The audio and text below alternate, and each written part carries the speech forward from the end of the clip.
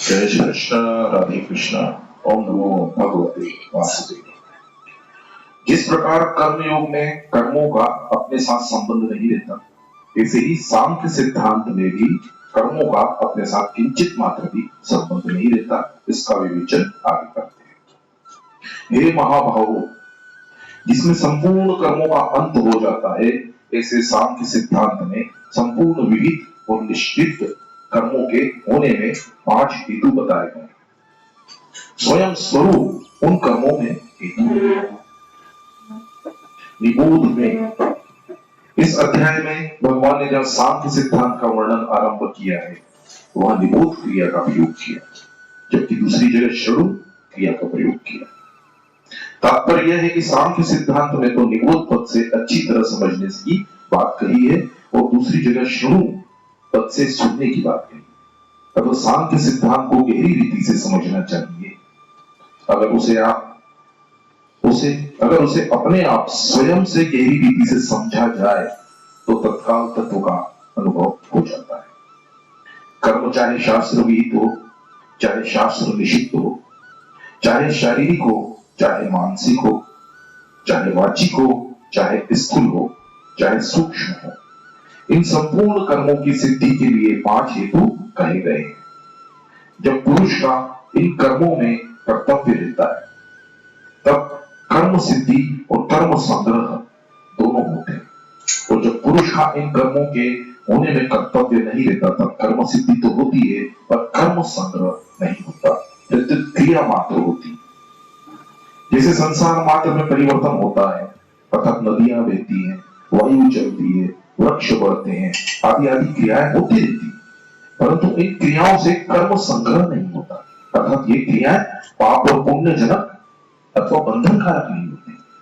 तात्पर्य यह हुआ कि कर्तव्य अभिमान से ही कर्म सिद्धि और कर्म संग्रह होता है। कर्तव्य अभिमान मिटने पर क्रिया मात्र में अधिष्ठान, करण, चेष्टा और देव, ये 4 हेतु ही होते। यह सांख्य सिद्धांत का वर्णन हो रहा है। सांख्य सिद्धांत में विवेक विचार की प्रधानता होती है। फिर भगवान ने सर्व कर्मणा सिद्धे वाली कर्मों की बात यहां क्यों छेड़ी? कारण कि अर्जुन के सामने युद्ध का प्रसंग है। क्षत्रिय होने के नाते युद्ध उनका कर्तव्य कर्म है। इसलिए कर्म योग से अथवा सांख्य योग से ऐसे कर्म करने चाहिए जिससे कर्म करते हुए भी कर्मों से सर्वथा निर्लिप्त रहे। यह बात भगवान को कहनी है। अर्जुन ने सांख्य का तत्व पूछा है, इसलिए भगवान सांख्य सिद्धांत से कर्म करने की बात कहना आरंभ करते हैं। अर्जुन स्वरूप से कर्मों का त्याग करना चाहते थे तथा उनको यह समझाना था कि कर्मों का ग्रहण और त्याग दोनों ही कल्याण में हेतु नहीं है। कल्याण में हेतु तो परिवर्तनशील नाशवान प्रकृति से अपरिवर्तनशील अविनाशी अपने स्वरूप का संबंध विच्छेद ही है। उस संबंध विच्छेद की 2 प्रक्रियाएं हैं, कर्मयोग और सांख्य योग।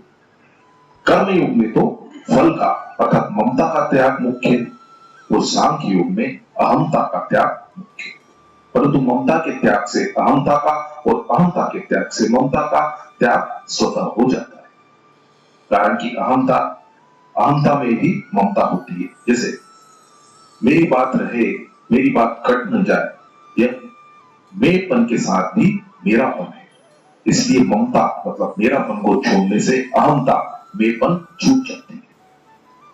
साक्षात परमात्मा का अंश होने से इस जीव की परमात्मा के साथ स्वतः सिद्ध आत्मीयता है। उस परमात्मा से विमुख होकर जीव ने अहंता के साथ ममता कर ली, जिससे स्वयं को मैं संसारी हूं, मैं त्यागी हूं, मैं विवेकी हूं, मैं पढ़ा लिखा समझदार हूं, ऐसा व्यक्तित्व मेंपन प्रिय लगता है और ये छूट न जाए इसका भय लगता है।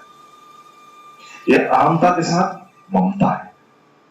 इसका त्याग करने के लिए कर्म योग में मेरा कुछ नहीं है, मुझे कुछ नहीं चाहिए और मेरे लिए कुछ नहीं करना है, इसी भाव से संसार के हित के लिए सब क्रियाएं करें। कारण कि कर्म का संबंध पर के प्रति है, स्व के प्रति नहीं। ऐसा करने से ममता छूट जाएगी। ममता छूटते ही अहंता भी सर्वथा छूट जाएगी। कर्म योग में स्थूल शरीर से क्रिया, सूक्ष्म शरीर से परहित चिंतन और कारण शरीर से स्थिरता, एकाग्रता, ये तीनों ही संसार के हितार्थ होते हैं। इसलिए दूसरों के हित के लिए कर्म करते करते सबके हित का चिंतन होता है। हित का चिंतन होते होते स्वतः ही स्थिरता आती है।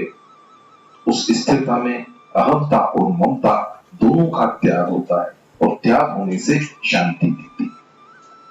संसार के त्याग से जो शांति मिलती है वह स्वरूप अथवा साध्य नहीं है, प्रत्युत वह तो एक साधन है। योगारूढ़स्य तत्वमेव शमः कारणमुच्यते। परंतु परमात्मा की प्राप्ति से जो शांति मिलती है वह साध्य अर्थात परमात्मा का स्वरूप है। शांति निर्वाण पराम। अब साधक को सावधानी यह रखनी है कि वह उस साधन जन्य शांति का भोग न करे। भोग न करने से स्वतः वास्तविकता की अनुभूति हो जाएगी और यदि भोग भोगा जाएगा तो वहीं पर वह अटक जाएगा। ऐसे ही पहले अहमता होती है तब ममता होती है, अर्थात पहले मैं होता है तब मेरापन होता है। परंतु जब अहमता मैंपन का ही त्याग कर दिया जाए वहां ममता मेरापन कैसा रहेगा, वह भी छूट ही जाएगा।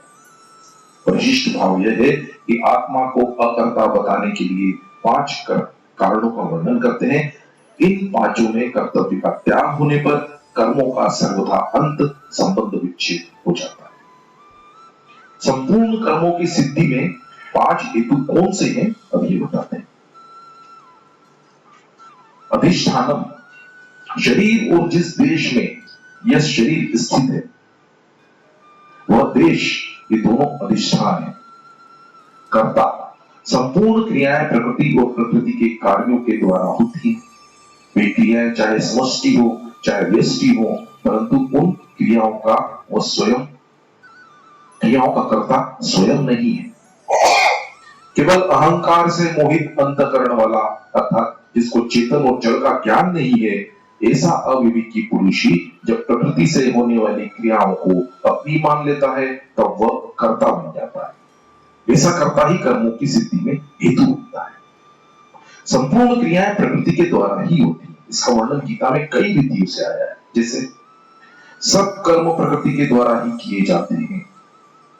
संपूर्ण कर्म प्रकृति के गुणों के द्वारा ही किए जाते हैं। गुण ही गुणों में बरत रहे हैं। दृष्टा गुणों के सिवाय अन्य किसी को कर्ता नहीं देखता। सब इंद्रियां अपने अपने अर्थों विषयों में बरतती है। यहां कर्मों की सिद्धि में अधिष्ठान आदि 5 हेतु बताए गए। इन सबका तात्पर्य यह है कि प्रकृति और पुरुष, इन दोनों में से केवल प्रकृति में ही क्रियाएं होती है, पुरुष में नहीं। प्रकृति के साथ तादात्म्य करने से ही पुरुष उन क्रियाओं को अपनी मान लेता है। जैसे कोई मनुष्य वायुयान में बैठकर यह मान लेता है कि मैं वायुयान द्वारा जा रहा हूं, जबकि वास्तव में वायुयान ही चलता है, मनुष्य नहीं। ऐसे ही पुरुष अपने को प्रकृति की क्रियाओं का कर्ता मान लेता है। तत्व को जानने वाला विवेकी पुरुष ऐसा अनुभव करता है कि सब क्रियाएं प्रकृति और प्रकृति के कार्य में ही हो रही है, इनमें मैं कुछ भी नहीं करता। कुल 13 करण है। पानी, पाक, वाक, उपस्थ और वायु, ये 5 कर्मेंद्रियां और श्रोत, चक्षु, त्वक, रसना और घ्राण, ये 5 ज्ञानेंद्रियां, ये 10 बाह्यकरण है तथा मन, बुद्धि और अहंकार, ये 3 अंतकरण है। उपरोक्त 13 करणों की अलग अलग चेष्टाएं होती है। जैसे पानी, पानी मतलब हाथ, हाथ का कार्य रहता है आदान प्रदान करना। पाद मतलब पैर, आना जाना, चलना फिरना। वाक मतलब बोलना। उपस्थ मूत्र का त्याग करना, वायु गुदा मल का त्याग करना। श्रोत मतलब सुनना। चक्षु मतलब देखना। त्वक मतलब स्पर्श करना। रसना मतलब चखना। प्राण सूंघना। मन मतलब मनन करना। बुद्धि निश्चय करना और अहंकार मतलब मैं ऐसा हूं आदि अभिमान करना। कर्मों की सिद्धि में 5वें हेतु का नाम देव है। यहां देव नाम संस्कारों का है। मनुष्य जैसा कर्म करता है वैसा ही संस्कार उसके अंतःकरण मन में पड़ता है।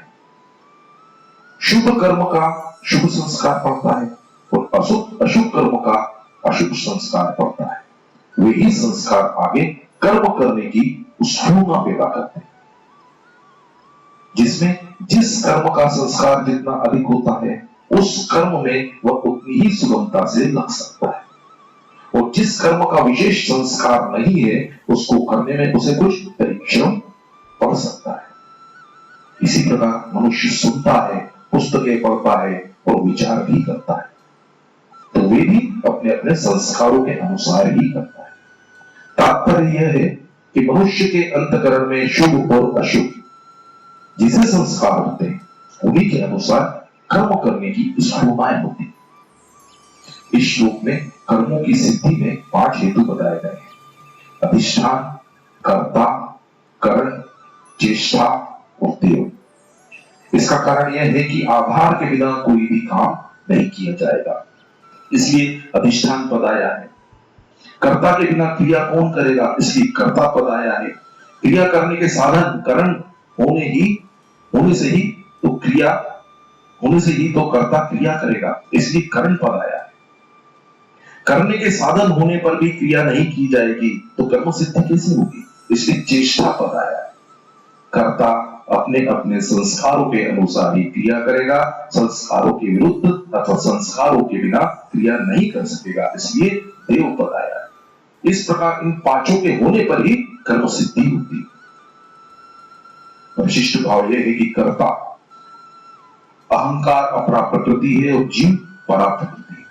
जीव का संबंध सजातीता परमात्मा के साथ है, पर वह अहंकार के साथ संबंध जोड़कर अपने को कर्ता मान लेता है। देवों अच्छे बुरे संस्कार सबके भीतर रहते हैं। संग, शास्त्र और विचार, इन तीनों से अच्छे या बुरे संस्कारों को बल मिलता है, जिससे नए कर्म होते हैं। पीछे के 14वें श्लोक में कर्मों के हेतु में जो अधिष्ठान आदि 5 हेतु बताए गए हैं, वे 5 हेतु इन पदों में आ जाते हैं। जैसे शरीर पद में अधिष्ठान आ गया, वाक पद में बाह्यकरण और मन पद में अंतःकरण आ गया, नर पद में कर्ता आ गया और प्रारब्ध पद में संपूर्ण इंद्रियों की चेष्टा आ गई। अब रही देव की बात, यह देव अर्थात संस्कार अंतःकरण में ही रहता है, परंतु उसका स्पष्ट रीति से पता नहीं लगता। उसका पता तो उससे उत्पन्न हुई वृत्तियों से और उसके अनुसार किए हुए कर्मों से ही लगता है। मनुष्य शरीर, वाणी और मन से जो कर्म आरंभ करता है, अर्थात कहीं धरती की प्रधानता से, कहीं वाणी की प्रधानता, अर्थात कहीं शरीर की प्रधानता से, कहीं वाणी की प्रधानता से और कहीं मन की प्रधानता से जो कर्म करता है, वह चाहे न्याय शास्त्र विहित हो, चाहे विपरीत शास्त्र विरुद्ध हो, उसमें 5 हेतु होते ही। शरीर, वाणी और मन, इन तीनों के द्वारा ही संपूर्ण कर्म होते हैं। इनके द्वारा किए गए कर्मों को ही कायिक, वाचिक और मानसिक कर्म की संज्ञा दी जाती है। इन तीनों में अशुद्धि होने से ही बंधन होता है, इसलिए इन तीनों शरीर, वाणी और मन की शुद्धि के लिए 7वें अध्याय के 14वें, 15वें और 16वें श्लोक में क्रमशः कायिक, वाचिक और मानसिक तप का वर्णन किया गया।